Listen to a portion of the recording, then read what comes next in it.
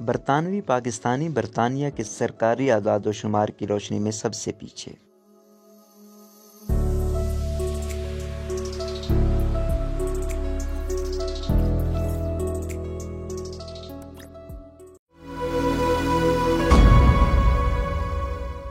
خرم نیازی کے مطابق سمندر پار پاکستانیوں کی غالب تعداد خلیجی ممالک میں مزدوری اور نچلے درجے کے شعبوں سے وابستہ ہے۔ ان ممالک میں شہریت نہیں دی جاتی، اس لیے سمندر پار وجود اقامہ کی سالانہ تجدید کے محتاج ہوتے ہیں۔ بیرون ملک مستقلاً آباد رہنے والوں میں سب سے بڑا حصہ برطانوی پاکستانیوں کا ہے، جن کا براہ راست اثر پاکستانی سیاست، ادب اور انٹرٹینمنٹ انڈسٹری پر ہوتا ہے۔ اور یہ کوئی نئی بات نہیں، آخر بابائے قوم محمد علی جناح بھی انگلستان سے ہی تعلیم یافتہ تھے، جو ہندوستانی سیاست سے مایوس ہو کر اس وقت تک انگلستان میں وکالت کرتے رہے جب تک مسلم لیگ کے کچھ قائدین انہیں منا کر واپس نہ لے آئے۔ پچھلے کچھ دنوں میں برطانوی پاکستانی بہت زیادہ خبروں کی زینت میں رہے ہیں، جن میں پارک لینڈ میں مظاہرین کی عجیب و غریب حرکتیں، پاکستانی پاسپورٹ نظر آتش کرنا، جمیمہ گولڈ سمتھ کی رہائش گاہ پر احتجاج اور پچھلے سال تحریک لبیک کا بہت بڑا مظاہرہ بھی شامل ہے، جس میں مظاہرین نے چھٹی کے بجائے عام کام کے دن کثیر تعداد میں شرکت کر کے ایک ریکارڈ قائم کیا۔ برطانوی دوری شہریت کی ابتدا۔ دوسری جنگ عظیم کے بعد جب برطانوی سلطنت کا سورج ڈوبا تو آزاد دھوتی اقوام کی انجمن دولت مشترکہ کی 1948 کی کانفرنس میں رکن ممالک کو ہدایت کی گئی کہ وہ جلدی سے اپنی شہریت کے قوانین وضع کریں۔ یہ بھی طے کیا گیا کہ ان سابقہ کالونیوں کے کچھ باشندوں کو برطانیہ میں دوری شہریت بھی مل سکتی ہے۔ اسی رعایت کے تحت متعدد پاکستانی اور ہندوستانی ڈاکٹر برطانیہ میں نئے قائم ہونے والے قومی ادارہ صحت NHS میں خدمات سر انجام دیتے رہے۔ بعد از جنگ معاشی بحالی سے جب صنعت کا پہیہ باز چل پڑا اور مزدوروں کی ضرورت پڑی تو بھرتی کے لیے نگاہ انتخاب سابقہ کالونیوں پر ہی پڑی۔ پاکستان، بھارتی پنجاب اور ویسٹ انڈیز کے محنت کشوں کی تیسری اور چوتھی نسل اس دور کی یاد دلاتی ہے۔ شہریت کے قوانین میں حالات و واقعات کی مناسبت سے وقتاً فوقتاً ترامیم کی جاتی ہیں۔ مثلاً ہانگ کانگ سے جو اس وقت برطانیہ کا حصہ تھا، کئی ہزار مزدور پہنچے اور ایک ضلع سے تو تقریباً سارے مرد اٹھائے تو مہمانوں کی حوصلہ شکنی کے لیے 1962 کا قانون بنا۔ لیکن جب کینیا اور پھر یوگنڈا سے پڑھے لکھے ہندوستانیوں کو دیس ملا تو انہیں رجا کر برطانیہ میں لانے کے لیے 1968 کا امیگریشن ایکٹ اتنی ہی پھرتی سے بنایا گیا جس طرح پاکستان میں توسیع جیسے بقائے معاملات پر سرحد سے قانون سازی ہو جایا کرتی ہے۔ حال ہی میں وزارت عظمیٰ کی دوڑ میں باہر ہونے والے رشی سناک اور پچھلے وزیر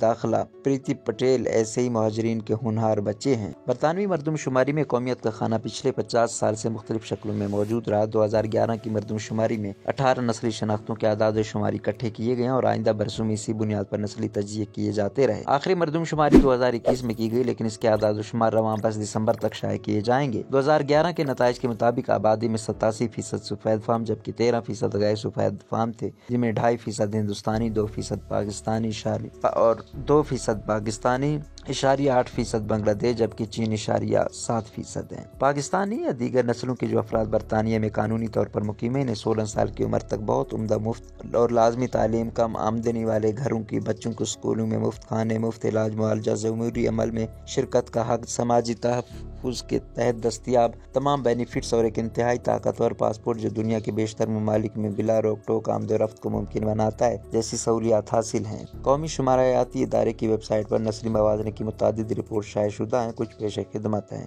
انگلستان کی 10% آبادی ان محلوں میں رہتی بستی ہے جو مختلف محرومیوں سے دوچار ہیں۔ ان علاقوں کی پسماندگی کو تعلیم و تربیت، صحت کی سہولیات، روزگار کے مواقع، ہاؤسنگ و خدمات کی دستیابی، جرائم کی شرح اور ماحول کے تحت درجہ بند کیا گیا ہے۔ یہ شرح چینی اور ہندوستانی نسلوں میں قومی اوسط سے کم جبکہ بنگلہ دیشیوں میں دگنی ہے۔ پاکستانیوں کی 31% آبادی ان پسماندہ علاقوں میں مقیم ہے، یعنی عام برطانوی سے 3 گنا۔ پاکستان میں بینیفٹس کا نظام پہلے بے نظیر انکم سپورٹ پروگرام کہلایا اور پھر اسے احساس پروگرام کر دیا گیا۔ اس سے کتنے اور کون سے انسان کس ذلت آمیز انداز میں مستفیض ہوتے ہیں، اس پر روشنی ڈالنے کی ضرورت نہیں۔ برطانیہ کی ویلفیئر اسٹیٹ کے تحت مستحقین کو کئی بینیفٹس حاصل ہیں۔ کل آبادی کا 51% بینیفٹس وصول کرتی ہے۔ بنگلہ دیش میں شرح 52، پاکستان میں 48 جبکہ بھارتیوں میں 37% ہے۔ چینیوں میں شرح تمام نسلوں سے کم صرف 25% ہے۔ بچوں کے نام پر ملنے والا خرچہ چائلڈ بینیفٹ کہلاتا ہے۔ پہلے بچے کو 22 پاؤنڈ جبکہ اس کے بعد ہر بچے کو